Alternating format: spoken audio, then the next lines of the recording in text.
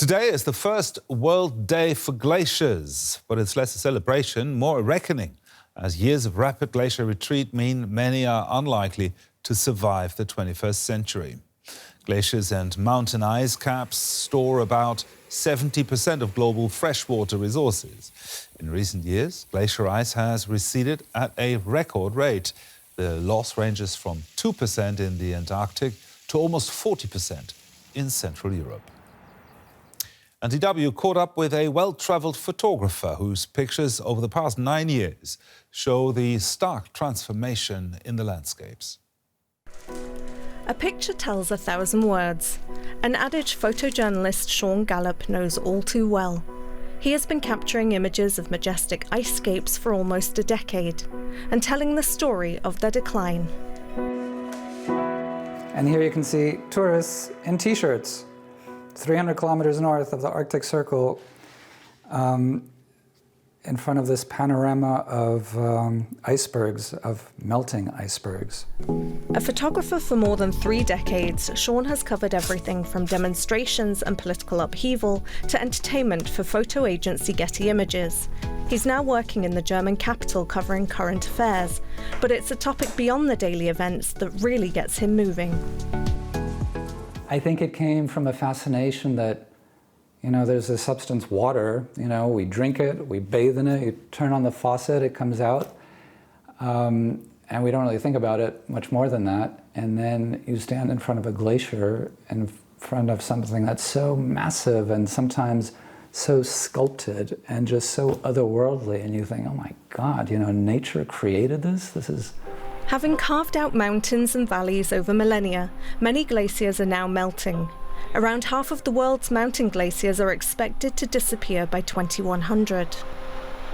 US space agency NASA is recording the loss at the Corbassier Glacier in Switzerland, which has shrunk significantly over the last 2 decades. The Alfred Breen Glacier in Norway has also been in decline since the late 1990s. Scientists have found evidence that glacial retreat is accelerating. Sean has integrated his fascination into his work, travelling across the European glaciers through the Alps, Norway, Iceland and Greenland. Over the past decade, he has recorded the impacts that global warming are having on these epic ice flows.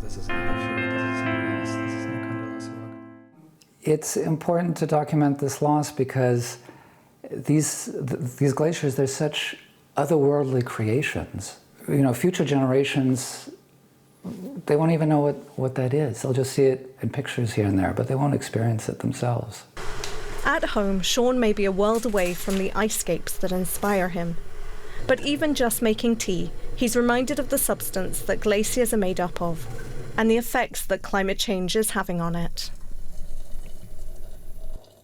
And we are now joined by John Kennedy, Scientific Coordinator for the World Meteorological Organization, the State of the Global Climate Report. It has a section on glaciers. Now, John, your latest report says that climate change is accelerating and that the world's glaciers continue to shrink rapidly. How bad was the loss of glacier ice last year? Well, last year we saw an exceptional loss of glacier ice. In fact, with 2 years prior to that, the past 3 years, we've seen the largest 3-year loss of glacier ice on record, going all the way back to the 1950s.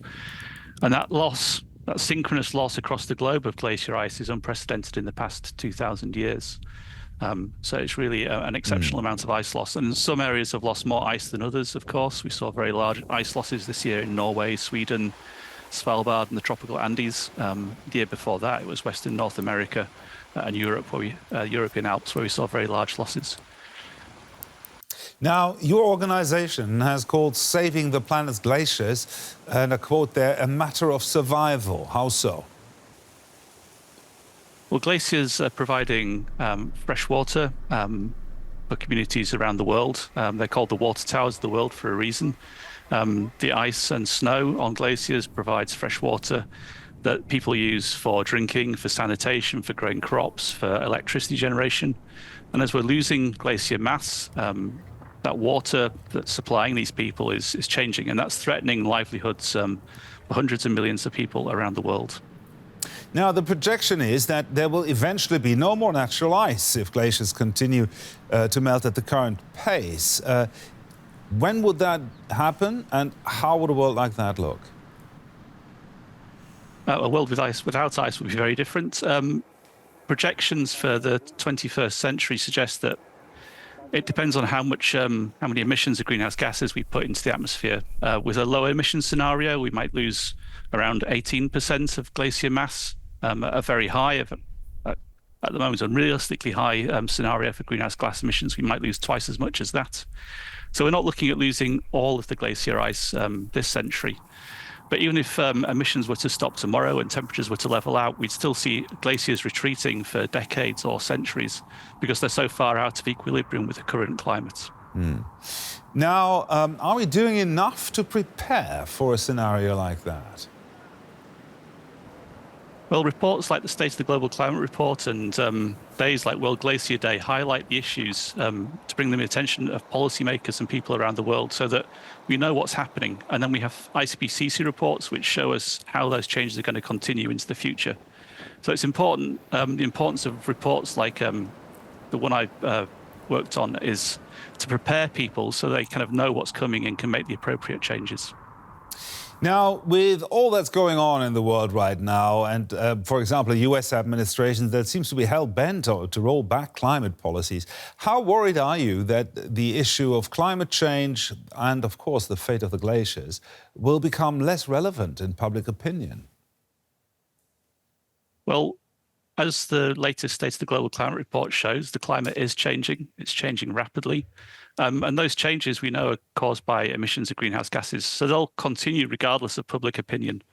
And those changes are most kind of obviously manifest in extreme events. Heat waves, extreme flooding associated with heavy rain have affected thousands of people, tens of thousands of people around the world this year, and will continue to do so. So they will push their way into public consciousness and public opinion, especially if we do nothing about it. Now, the report on the world's climate that your institution released this week also mentioned that some impacts of climate change will now be irreversible for centuries, and you've touched upon this a little earlier. What stood out most to you about this report compared to previous years?